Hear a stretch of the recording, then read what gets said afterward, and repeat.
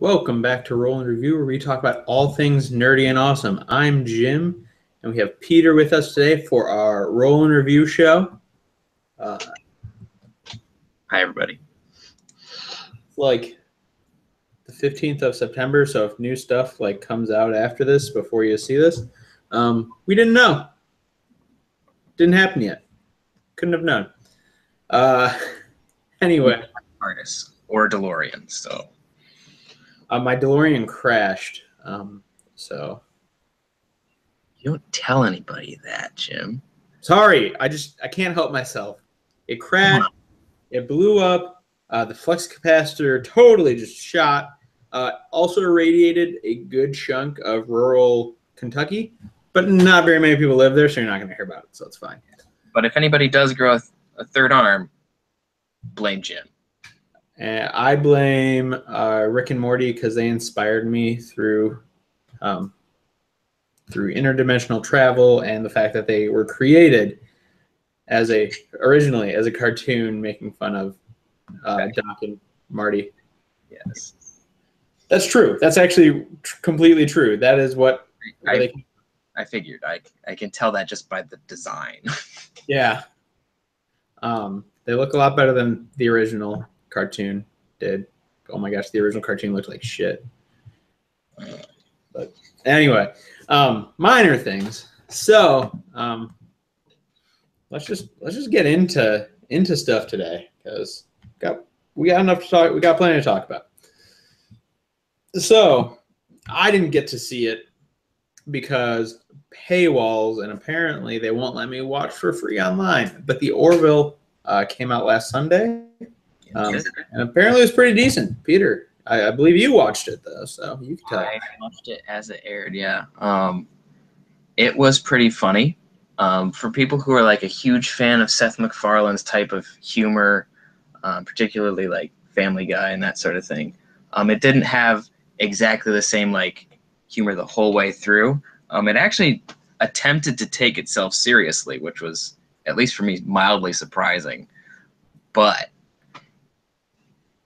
say what you want about the plot, because the plot was a little, all pilots are always iffy, but the amount of just homages to the way that the old Star Trek shows were made, the amount was huge, and it was just hilarious.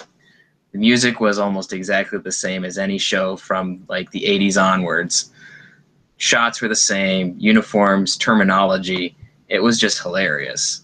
So there was even the point where the ship was leaving the space dock, and they had 3 guys standing on the hull of the space station waving at the ship as it went away, a la Star Trek The Motion Picture back in '79. There was just as a Star Trek fan, it was just hilarious seeing all that stuff because you knew that it was a Star Trek fan who was making it. Yeah. No, there were just so many things in there that you're just dying because of that. So, could it get better? Yes. Was it the best piece of television I've ever seen? No.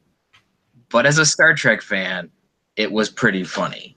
And I, for one, am going to continue watching it because I think it's great.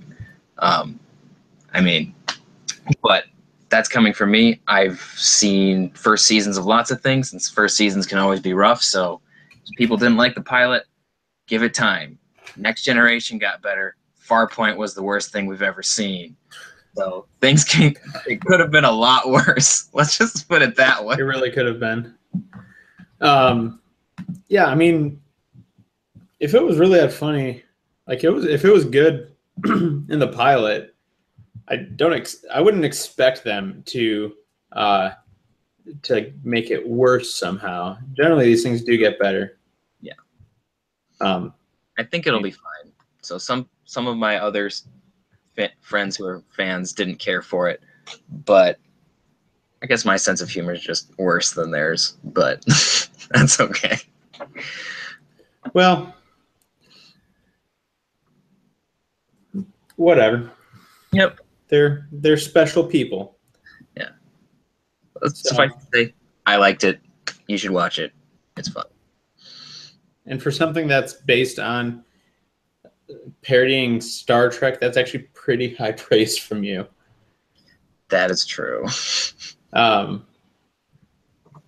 If you didn't watch our Star Trek Beyond, Peter is our Star Trek fanatic here. I think we called him an expert before, but let's be honest, fanatic. Yeah, fanatic is putting it mildly. Yeah.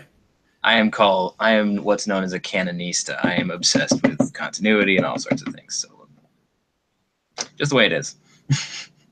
Yep. Wonderful. So, what's my computer's slow. Oh gosh. Okay. Hellboy revealed. Yeah, there's basically they have been working on a new Hellboy film. Yeah. A guy named David Harbour is playing the title character. They just recently revealed a picture of of him in costume as the character. Honestly, to me, doesn't look a whole lot different from the previous version, but c'est la vie. And all that I could find about it right now is that, one, they're working on it, and two, it's supposed to be Hellboy versus Nimue, which is, if anyone who doesn't know, that's one of Merlin's consorts, not Morgan Le Fay. And that's really all that I could find out about it. But picture has been revealed, looks fine. So if you're a Hellboy fan, at least it's a good point in the direction that they're keeping the look consistent, which can't be said for a lot of things. So step in the right direction after things that have been going on with that movie with stupid political crap. But anyway, new picture. You can find it on the web. Looks pretty cool. Yeah. Wonderful. Oh dear God, come on, computer. All right. So again, this is a very Peter run show today. I'm just telling you what you're talking about.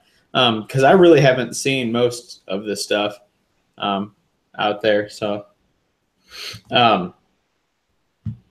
what about this Animal Farm game? What is that?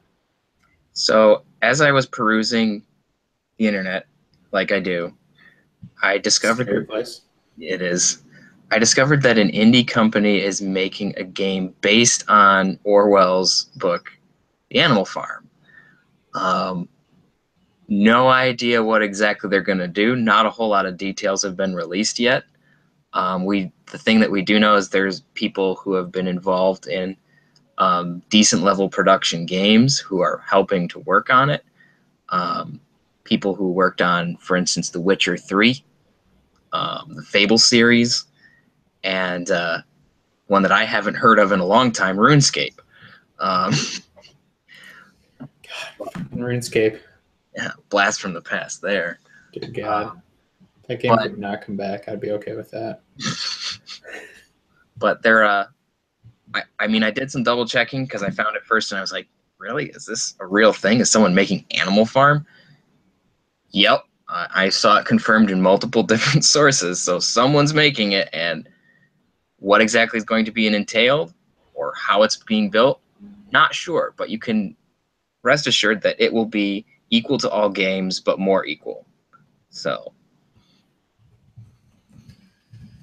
Well, had to. What? What was that, Peter? Just had to get that in there. You're welcome. Yeah, thanks. I feel so good about myself. Mm-hmm. So, my computer's slow right now. Okay, what are we on next? Oh, yeah. Star Trek Discover. Okay, well, so as we've already stated, I am the resident Star Trek nut. You are? So, of course, I have been following the news of what hopefully will not be a travesty, which is the new Star Trek television series. It's going to be. It is absolutely going to be. Probably. I can hope not, though. But anyway, this week they released a preview of the main title theme, which actually is like the only thing about this show that I like so far. It actually has plenty of tiebacks to the old school music. So you begin with like how the original series begins with the xylophone playing the couple notes. Yeah. And then it breaks into actually a fairly melodic and intense piece. But it follows like classical elements and is actually a recognizable theme rather than something random, or what they unfortunately did with the previous Star Trek television show Enterprise, where they put on a thing where some dude was singing, which some people like that. I didn't care for it.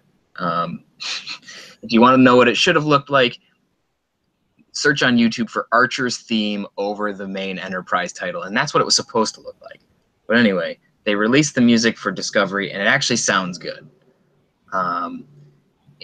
Also connected to Discovery, recent releases have been shown to us that all reviews of the show have been, I want to say, banned or prohibited until the show actually airs. So we will hear nothing about how good or how it's been received until we actually see it. So that's never really a good sign. No, see, and that's happened a few times in the past month. This and Destiny 2, which I think are totally different, but like this whole idea of like you can watch it, like them giving people permission to like see it ahead of time or play it, but not write reviews until it comes out. Like, it doesn't give me much hope. Yeah. Especially with at least this show that's been plagued by so much controversy. It's just one of those, like, guys, don't shoot yourselves in the feet more. I mean, I don't know you can help it, but the more I looked up about the show, the more I went, oh, this is going to be so garbage. Now you know how I feel. I'm just trying to be optimistic. This is one of the things where I'm just like, you know what? I don't care about optimism right now because this just looks like it's going to be garbage. It probably will be. Yep. I almost guarantee it's going to be garbage. I can basically guarantee that too. I just hope it isn't. We know one thing for sure.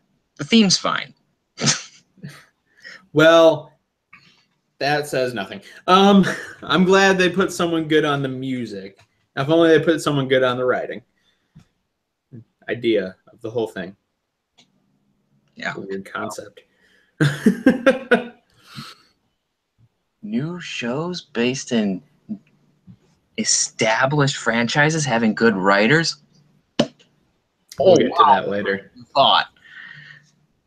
Anyway, next thing that I found while I was perusing the internet. Indeed. Because I do a lot of that. There is apparently a video game coming out this fall based on Planet of the Apes, which I had to do a quick Google search, and it is the second time that this franchise has attempted to make a video game. The first time was in 2001, and it, by all accounts, sucked. It did. It was quite terrible. Yeah. So this one is being produced by Andy Serkis. One good market for it. It is currently set in the recent iterations of Planet of the Apes. It is set shortly before the most recent film, War for the Planet of the Apes. And it does not take place with Caesar or anyone that you have seen. It is set in the American West, so you're getting a Western vibe from it. At least that's what I'm getting from the trailers. And you can play as either the apes or the humans. So not something that you see too often where you get to play either sides in a sort of RPG game that's fairly long. So not entirely sure. There's not a whole lot of details about it yet, other than it's setting a very brief trailer, and there's not even a release date other than this fall. So we don't really know much. Yeah. I mean, the last Planet of the Apes video game was garbage. So it doesn't start off with, something good in its corner there. But on the other hand, I'm not a huge fan of video game movies. Or not video game movies, movies about... No, yeah, video games about movies. That's what I'm thinking of. Yeah. I'm trying not to confuse myself between that and like the Assassin's Creed movie or Warhammer or, movies based off video games, because those are garbage too. We all know that. Mainly because you suck less, but yeah. I mean, with those, you just can't add in the interactive nature of video games to give moviegoers who played those games a good experience. But other way around, I'm glad they're not doing a hey, you get to play the movie, because that doesn't work. Not really. Because you know the plot. There's no suspense or surprise. You know exactly what's supposed to happen. And there's very little creativity or the illusion of freedom and choice in the game. Yeah, you just kind of just running through corridors, killing bad guys to get from point A to point B in the plot. That's pretty much it a lot of times. Yeah. I mean, having Andy Serkis produce it does excite me, because he is like the best at motion capture. Mainly being the person being captured, but he knows how to do that well. And so if he's doing the... Well, to be fair, he did direct parts of Lord of the Rings. He was one of the directors. He did. For sections. He did.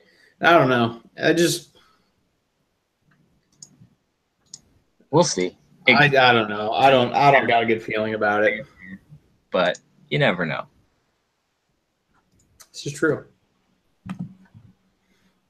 Apparently Peter, what's the next thing on the show, Matt? Hydra and Red Skull. Oh, God. Yeah. Okay. So, Jesus. So if you're going to Rose City Comic-Con, you are no longer allowed to wear Hydra, Red Skull, or any type of character who is a Nazi from any type of entertainment. Whether it's satirical or not, whether it's making fun of them or not. You can't even do Charlie Chaplin anymore. At least not as from the Great Dictator. But then again, you remove the hat and he looks like Hitler, so probably not. Thank you, The Office, for that joke. Yep. But so I think it was yesterday. They changed the policy on their website and made a post and tweeted out saying, "Giving everyone the benefit of the doubt backfired over certain cosplay. We apologize and have updated our policy." And I guess it was in response to someone who dressed as a Hello Kitty in a Nazi SS uniform. Why would you do that? Because Hello Kitty's just so messed up.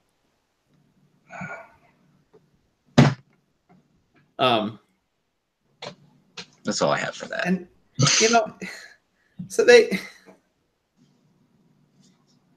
even said someone responded with what happened, and they said that cosplayers associated with SS gear. First, we thought it was offensive, but permissible. That was wrong. We won't allow it. So there was a lot of I'm sure they got a lot of shit for allowing that. So they basically said hateful symbols aren't welcome at Rose City Comic-Con. Historical costumes can be great, but reminders of unspeakable atrocities are not appropriate. Interesting. No Darth Vader who did. Yeah, that was right. I mean, that was the original thing, but now it's been updated to hateful symbols aren't welcome. Historical costumes can be great, but reminders of unspeakable atrocities are not appropriate. This goes for old school Hydra and Red Skull or any other Nazis from entertainment properties. Those figures, while comic related, are still very much Nazis. As a result, they are 100% banned. This includes any sort of ironic or satirical costumes that reappropriate Nazi paraphernalia or gear. So you could also not be doing something that is, in fact, like a Nazi, but like making fun of it, or using something that from a Nazi costume in something else, even if it's for another purpose. If they think it's from a Nazi costume, gone. And it's a permaban. It's not. Yeah, that's the other thing. It is not a ban for this year or for 2 years or something like that. Like, you are banned from that Comic-Con for life, never to come back.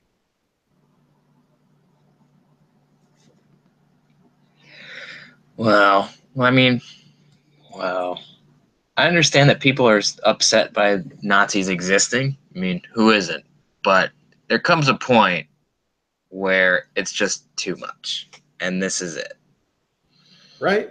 I mean, and let's be honest, the group of people who generally frequent Comic-Cons are not like they're not marching in the street with tiki torches.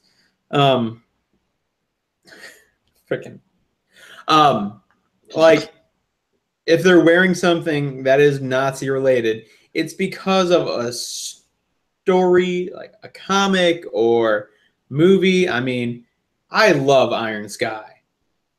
Oh, God. Absolutely love that movie. Gosh. Oh, because of how ridiculous it is. It's so stupid. It's great, but it's so stupid. And I'm a huge fan of stupid movies. I love Sharknado. I think those movies are hilarious. I don't think they're good movies, but I think they're so bad they're funny. Iron Sky is kind of the same. Like, it is so bad, it is funny. They get real campy with it. I mean, shit, Albert Einstein is on the moon with the Nazis, or an Albert Einstein-like person. Well, I would say the first act is fine. Once they go back to Earth, it gets a little meh for me. They take back over and all that shit.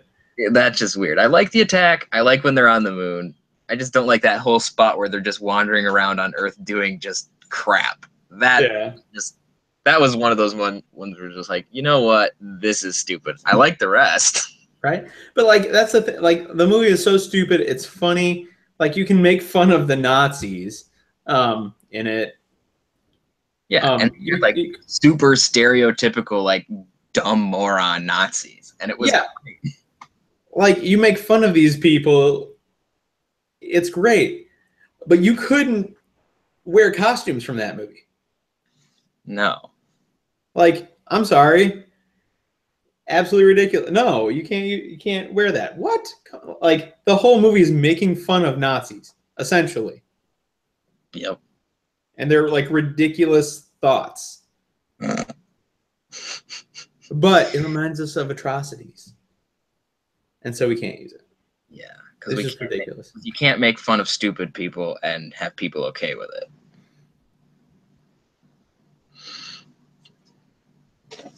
Who knows?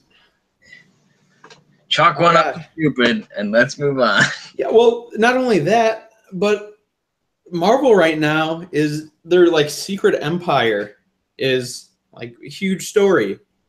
That's all about Captain America and Hydra, right? Being Hydra, and like because of Cosmic Cube and stupid shit like that, like he was made Hydra, and like, well, nothing in the past changed his reality because everything is subjective now, because fuck objective realities and objective truths. But his reality was changed to where he was like, he's been in Hydra since he was a child back in World War I, and he's still continuing on today. That's a huge story right now. So please tell me what Marvel and anyone selling Marvel stuff's supposed to do. Like, not go up to that Comic-Con, I guess. right? Or like, because it like T-shirts with that are like secret, well, not Secret War, gosh darn it, Secret Empire T-shirts. Like, don't sell them, don't wear them. That's just a whole bunch of bullshit. Whole bunch of bullshit. I need to move on. So something we need to talk about. The newest Batman animated movie. Batman and Harley Quinn. Uh-oh. It is not a children's movie. It's PG-13, but oh my gosh, not a kid's movie. Just no. I didn't think it was all that great. And right now, like on IMDb, it's getting like a 6 out of 10. But here's something. So the director's the same guy or girl. I actually don't know. The name is Sam, so we don't know. Sam like Liu or something like that, Liu. The same person who directed The Killing Joke. And I guess there's a common theme in these. And apparently it's people need to fuck in these. Oh, boy. Yeah. That's what comic book stories need. Exactly. So if you remember from The Killing Joke, Batman and Barbara Gordon get it on. On a roof. On a roof. Yeah. Well, in this one, Harley and Nightwing get it on. Why? That's for no good reason. Just cuz. Yep. Because he can. It baffles me. I don't know why he keeps doing this. Like, I really don't. And I don't know if it's like this weird idea that he thinks like that's how you make it so adults will want to watch, or like you throw in a twist. Tell a good story, then adults will watch it. Right. Also, like, it's just dumb. It's just totally dumb. I don't get why this keeps happening. I don't know. I wouldn't watch it. It's not worth it. That's basically all I have to say about that. That's fair. Because why are we doing this crap to ourselves? Why put ourselves through bad movies? Yeah, you might like Batman. Masochistic streak. Yeah. I mean, sure, you might like Batman. He could be a better character. If you go watch our unpopular opinion video. Yep. It's wonderful. It is. All about Batman. It's great. But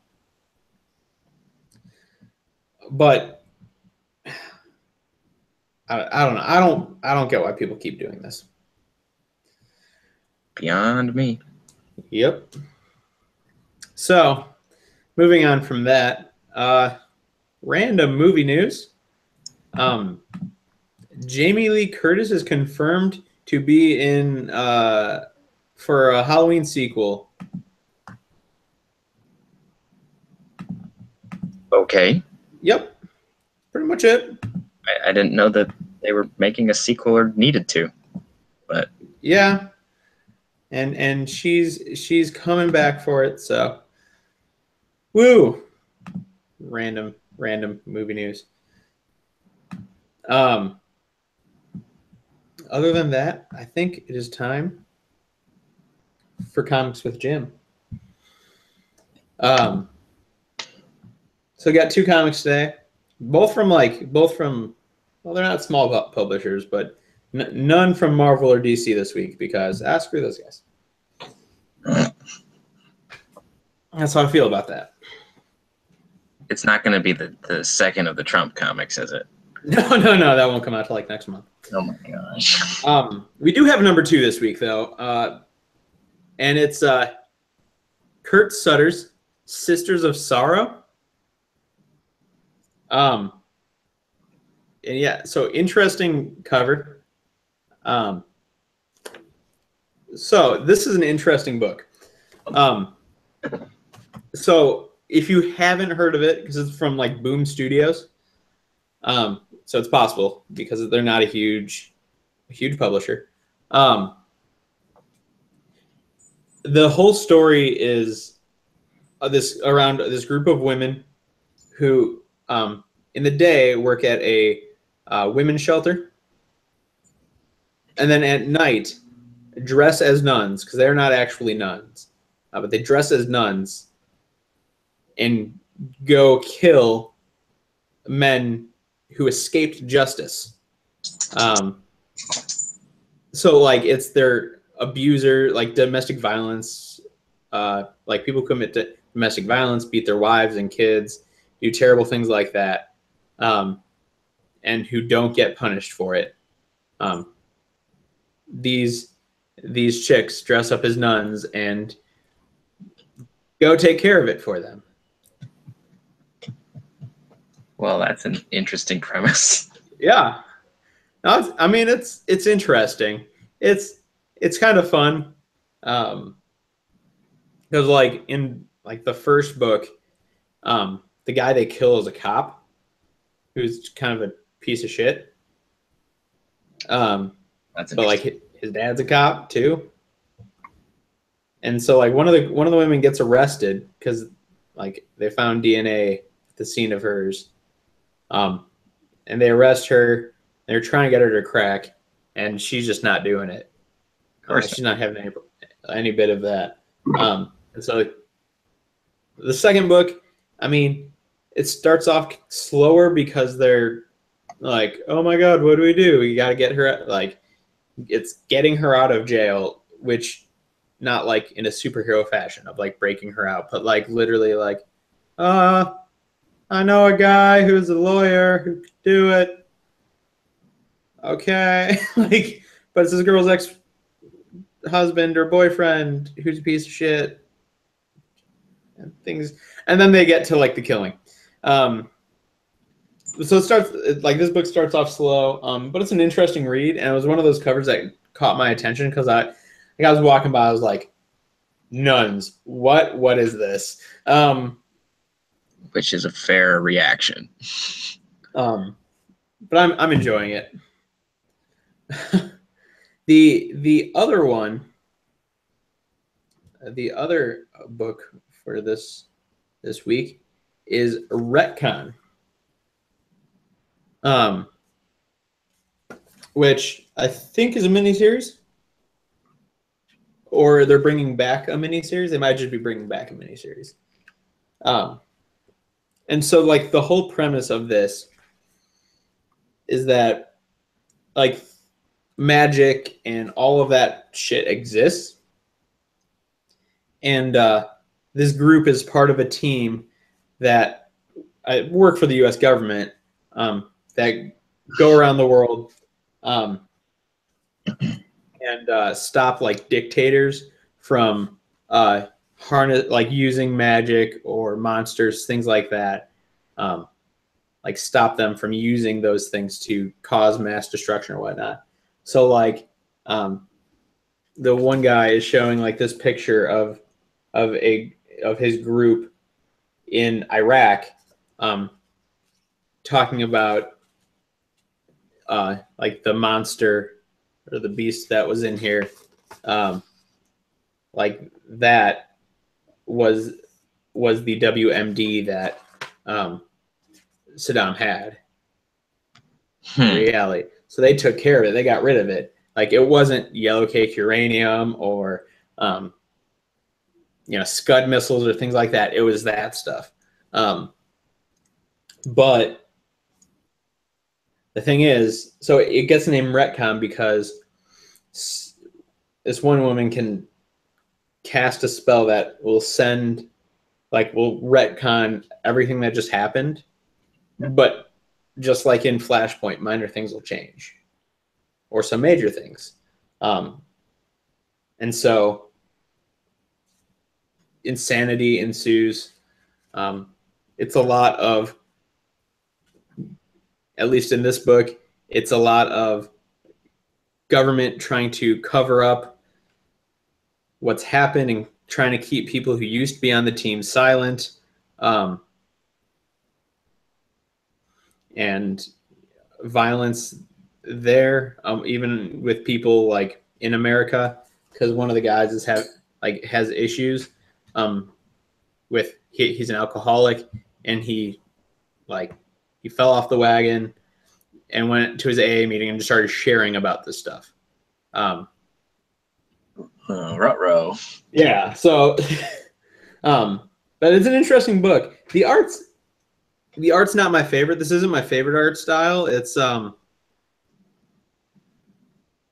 like the way to view it. It's like this, where instead of shading and detail, they literally just they are just doing blocks of shaded color. And it's not clean lines. It's not, it's nothing like that, which I prefer, just from an art standpoint. You can see, at least with Sisters of Sorrow, while it's obviously still cartoony and the lines are far more clear, there's actual shading, and that kind of art I like better. But that, artist preference is so on the individual. So that's, if the story doesn't sound interesting and you don't like the art, then don't get it. But I think the story is actually pretty interesting.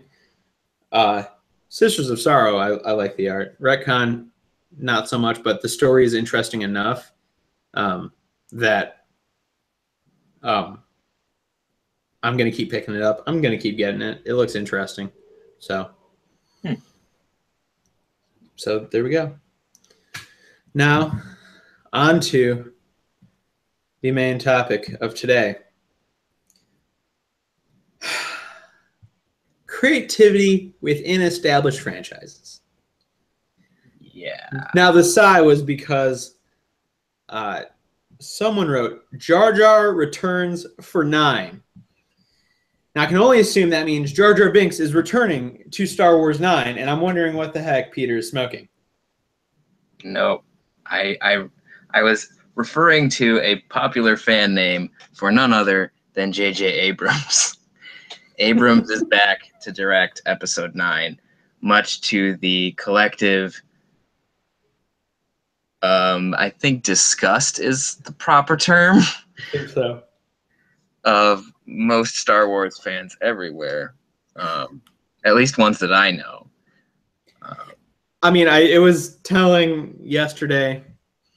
Me and Peter are both in a Star Wars role-playing game, along with Alex and Matt, who is on who was on last week, is on the D&D game, all that. And Matt jumped into the call and went, "Hey Jim, Peter, what do you think about J.J. Abrams directing Star Wars?"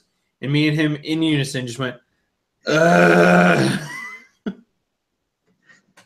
We both actually did a vomit sound at the same time. At the same time, yeah. So Abrams is what got us to this, into this topic of creativity within a franchise and within an established franchise, because I think, and Peter can correct me if I'm misinterpreting his own beliefs or not going off a little bit from what he believes too, but J.J. Abrams is not great with making a good creative story within an established universe. he makes visuals great, with the exception of some of his older stuff where he way overdid lens flare. But from what I understand, his wife told him to knock that shit off. Good for her. Yeah. There was like an article about that, right? Like right before, right after The Force Awakens. Like apparently his wife was like, "Hey, chill out with lens flare," which you see like every 5 seconds in like Transformers. Or no, not Transformers. That's Michael Bay, but Star Trek. Yeah. So many lens flares, which you're actually getting behind me, but that's because I know. The epic lens flare of Peter and his light. I mean, you're just getting like my whiteness of my face because of this light right here. Just dumb, but yeah. So, I mean, Peter, when there's an established universe, like, where's that line between like creativity and doing something new and rehashing what's already been done? Right. Well, it becomes tricky when you're working with established franchises because everyone knows like what the context, like what you expect to see, what you expect to hear. So it makes it difficult when you're trying to make something that's set within, like if you're working with a universe and you're setting it in like an already established time. Mm-hmm. It becomes very difficult because people know what's going to happen next, right? So let's say, classic example, Rogue One. We know what's going to happen. They steal the Death Star plans. The Death Star gets blown up. Ta-da! The end, right? We know what's going to happen. But within that, you can work a certain amount of creativity because we didn't know how it worked, right? We didn't know what happened. We knew that it happened, but we didn't know what happened. So within an established universe, and you're putting it in a timeline that we already see, you have that issue, the Rogue One problem. Mm-hmm. But then if you're working with staying within kind of the Star Wars concept, if you're going like with Force Awakens where you're past what's already been seen, you still have to remain cognizant of the fact of what has come before, right? So you can reference it, but you don't have to rehash the same story. The thing is, when you work within a universe, a lot of times we tend to do what I call fanboying, which is you've seen the movie, you've seen the TV show or whatever it is, and you're like, I love this so much, so I'm going to write my own story, and it basically follows the plot of a previous movie or a previous episode because that is what's in your mind as the fill in the blank of all time, right? Mm-hmm. So there was one point where in high school I was writing a parody of I had to write a parody of Edgar Allan Poe, actually. And surprise, surprise, I decided that I was going to set it in a Star Trek episode. And what did I end up writing? It followed the plot of Poe's Cask of Amontillado story, but it ended up being almost exactly the same as an episode in Next Generation called The Pegasus, which led me to believe that that's perhaps where it came from.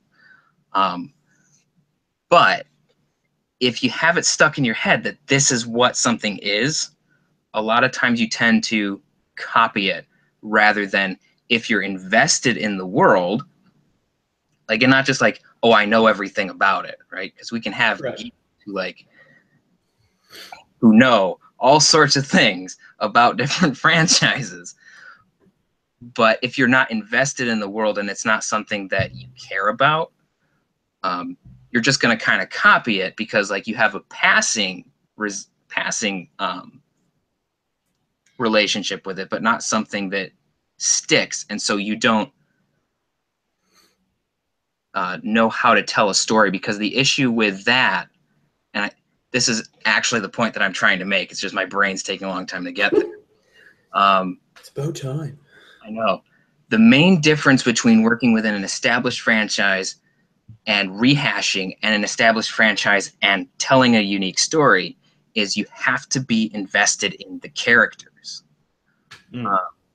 If you're just telling a story about the world, which is what we saw in Force Awakens, your characters don't receive a whole lot of focus and they remain somewhat one-dimensional. And while everyone's like, ooh, this looks like it, it doesn't feel like it as much. And so then you rehash things because you're not allowing the characters to inform the story themselves. Kind of how Tolkien wrote The Lord of the Rings, where he would write it and then he would just kind of think about it. And if a character wouldn't react that way, he would ditch the whole thing and rewrite it. Yeah. So that's one of the things that tends to be an issue is if you're not faithful to a character, either one that's pre-established or one that you've created, and stay within the context of a universe, you're not going to tell a good story in that universe that remains faithful to the idea, because you're kind of just like writing something that's kind of putting like say a Star Wars veneer on it, but isn't really anything that's unique. Same thing when you do a reboot like Star Trek 2009 or Star Trek Discovery. You're just trying to just do something that you say is new, but you're not. And this is kind of the other side, because Force Awakens got the look, it got all that right. Yeah. Right. But they didn't invest in the characters enough to be able to let those characters tell their own story. They just kind of shoved people into a format and just let it go. Right. Yeah. Discovery and Star Trek 2009, I think they worked their characters a little better. Discovery, I don't know yet, but yeah, we'll find out. Star Trek 2009, their characters were better developed. And yes, both of these are Abrams, so we're kind of staying on the same thing. We got a theme today, Abrams. Yeah. But they focused more on the characters, and while Star Trek 2009 was basically A New Hope in Star Trek verse, it wasn't something that had necessarily been told in that universe. So it wasn't like the worst thing ever. But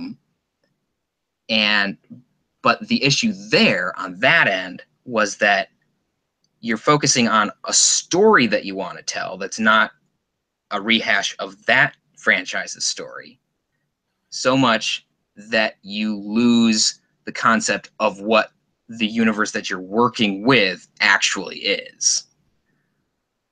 Yeah, so there's kind of this like, there's this,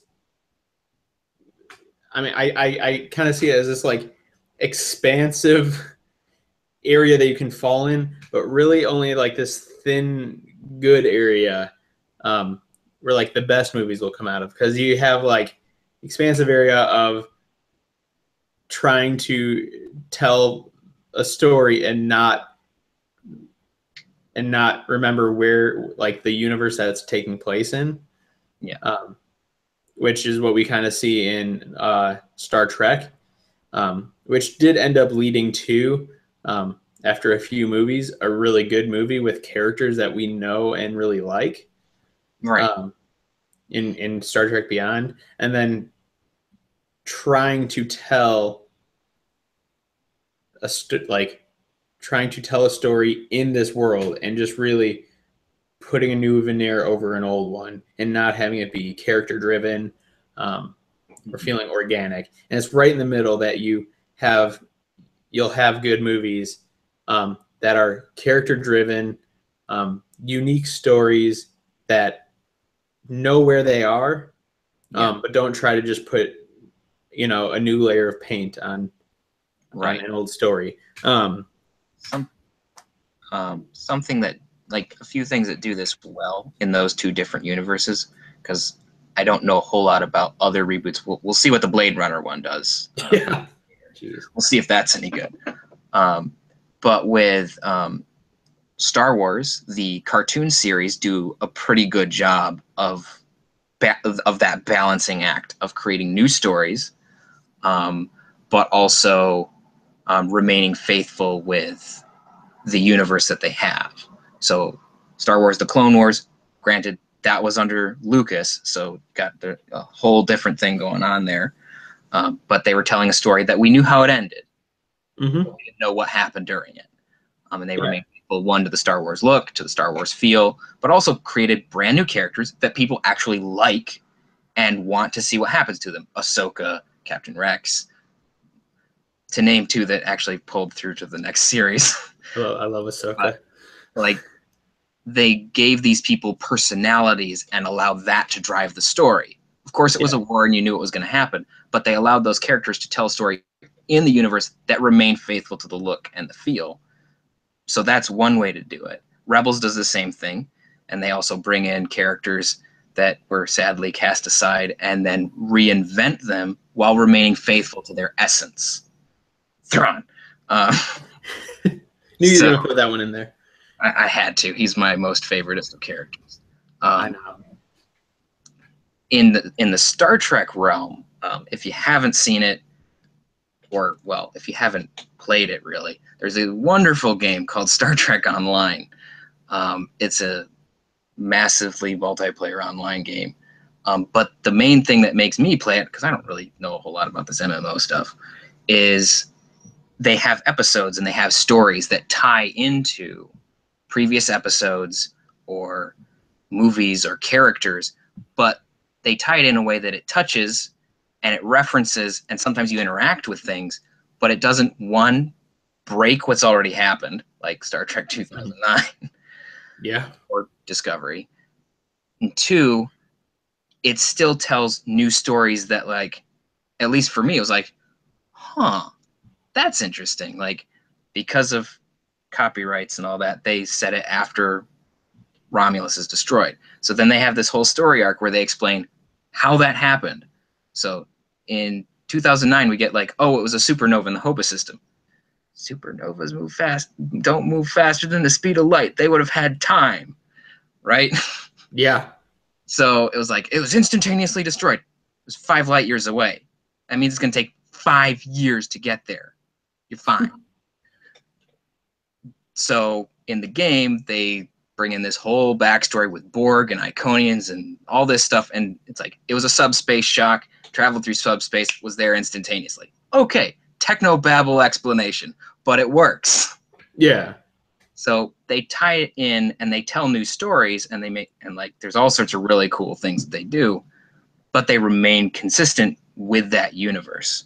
So those are two things in both of those universes that I've seen that actually balance that that fairly well, aside from the various fan productions. But yeah, of course. Yeah, I mean, I hope when it comes down to it, that's what Abrams will be able to do with 9, because we will have had 2 movies to develop, really 1 movie to develop the characters really well. Hopefully. I hope it develops the characters really well. Yeah, here's hoping. Here's hope. But I don't think he has given us, or he has shown us, the ability to walk that fine line right down the middle that will end up giving us really good stories that are character driven and not just a veneer on top of a previous story. Like, if you're gonna throw it out there, if in 9 there's a second Starkiller base, I'm walking out. If that's in the title, if that's in the title crawl, I'm leaving. That is partially completed. Like, it's under construction, but little does everybody know, it's actually functioning. It's a trap. Yeah. It's a trap for your money, and don't go to it. But then we'll have the whole thing of reviews for this movie are prohibited until after it comes out. So then we'll know. Probably. Yeah, no, if that happens, then I'm just going to be like, I will watch it when it comes out. No, I won't. I'll wait for Redbox. Right? Netflix will have it. No, it won't. Shit. No. Disney streaming service will have it. Stupid Disney. Okay, just throwing it out there. If someone were to make a deal with, like, Netflix, Hulu, and all the streaming sources, and like got a cheaper price for their people to package them all together and sell it as a single thing, that would be great. So that I don't have to go and spend gobs of money buying each individual streaming service to watch all this shit. Kind of how there's like things that do that with like anime streaming services where they bundle them. Yeah, or like TV. Yeah. It's like, come on, we got to find something better. It's like I'm not paying like $10 a month for 5 different services to watch one show on each. Right? That's more than a cable bill. Exactly. That's just my suggestion to the market, if the market is listening. If someone will play, who knows? They're all probably like would never do something like that, but that's my hope one day. Yeah, I mean, well, anyway, when it comes to creativity within an established franchise,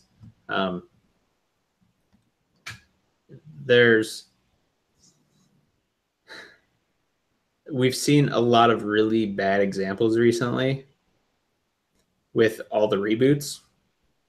Yeah.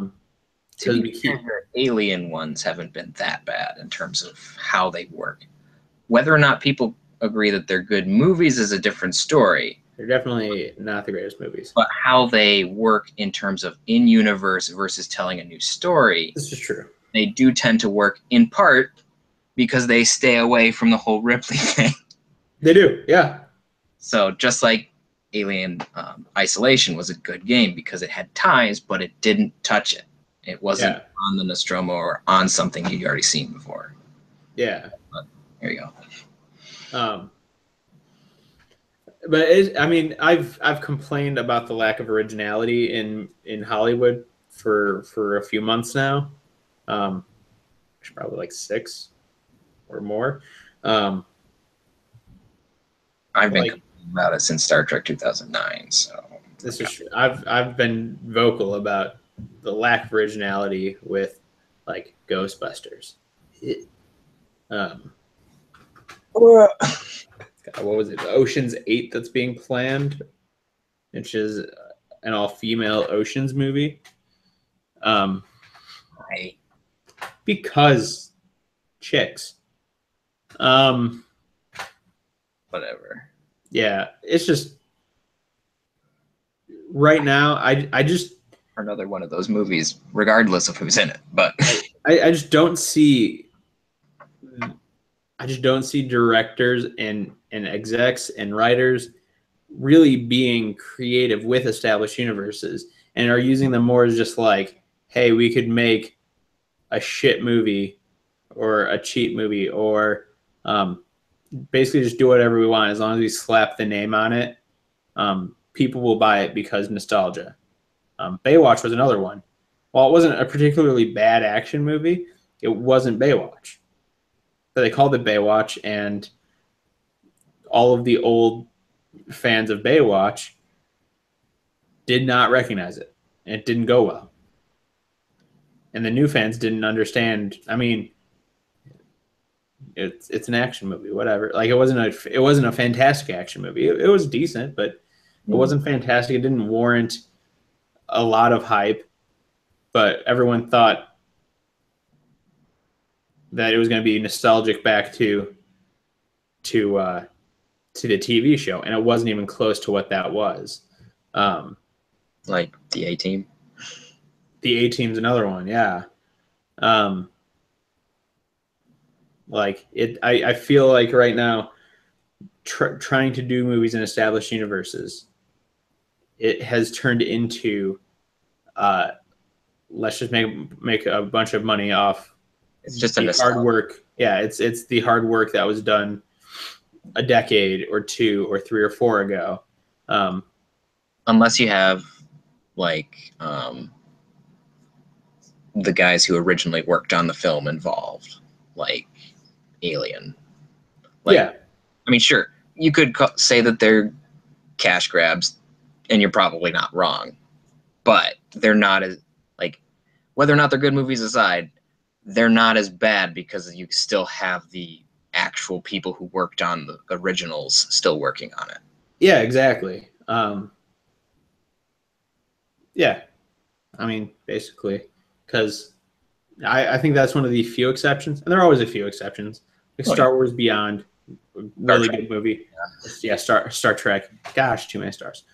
Star Trek Beyond, really good movie. Really liked that. It was well written, well done. Simon Pegg did a great job writing it, which I think that was a strength of that, was it had a really great writer. Yes. But the first two weren't that good. Mm-mm. No. I don't want to get Peter riled up too much, but they just weren't that good. Yeah, let's not rile me up about that. Yeah. Because I can go on for hours and hours. You really can. It's pretty awful. So, yeah, I mean, I think that's pretty much all we have to say about movies and directors and writers writing for established universes and stories and franchises. I'm super skeptical. Too long to how it goes. Get your crap together, focus on the characters, and remain faithful to the aesthetic as much as you can, and then you'll be okay. Yeah. I mean, I think Marvel does that fairly well when it comes to the comic books, because with the comic book movies, their movies take place very much in a comic book universe, and it is one of their universes. It is generally the characters we know, right? But they can change things, they can adapt things, and while they're not being as original, like Civil War is a story from the comics, Infinity War is a story from the comics. Like most of these things are stories from the comics. They did either change them enough that they're still entertaining for people who know the original story like the back of their hand, but they have that right amount of nostalgia for us to look back at the comics and go, oh, this is a really good story. Oh, I can't wait to see this on the silver screen. Right. So I think they do a really good job of being as original as possible within the context of they've been writing comic books for like 75 years or more. Yeah. And they have lots of stories. So it is what it is.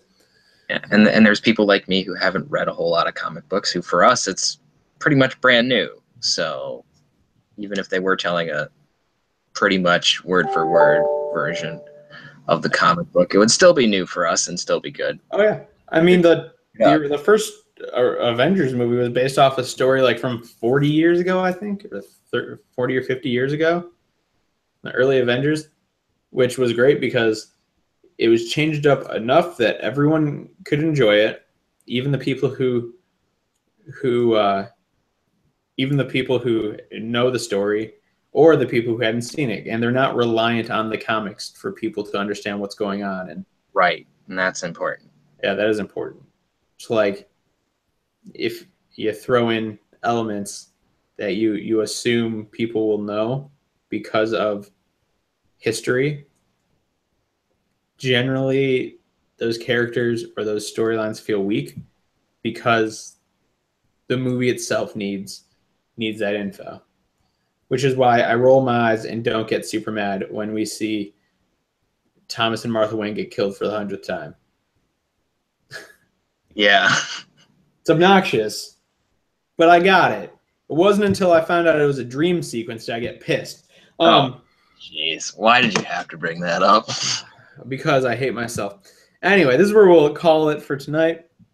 Anyway, if you like this live stream / video, please hit that like button down below. If you're new here, hit that subscribe button. And don't forget to hit the bell icon so you get notified when we upload new videos or start live streaming. If you want to participate in the conversation, please comment down below. We will respond.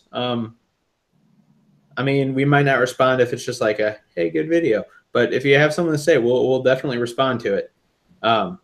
Please do tell us it's a good video. I appreciate it. Kidding. I'm not gonna pander. Fuck everyone. I mean, no, you're great. You're awesome. Yeah, I think this is over. Anyway, we'll see you next time. Next week we should have our D&D game at this time. The Roll and Review Show will be moving to another day. We might take a week off so that there's plenty to talk about and not just like a few days worth. But it looks like it's might be like a Tuesday night. Just saying. Yeah, we'll have the Destiny review is being edited right now.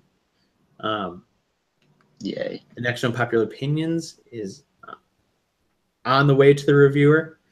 Or not the reviewer, the editor. So keep an eye out for that stuff. And if you ever have suggestions on things we should talk about, things we should make videos on, whether it's an unpopular opinion, a video game you'd like us to review, or topics for the Roll and Review Show, please let us know. Tweet at us, go to our Facebook, write on our wall, or let us know in the comments below. Thanks for coming.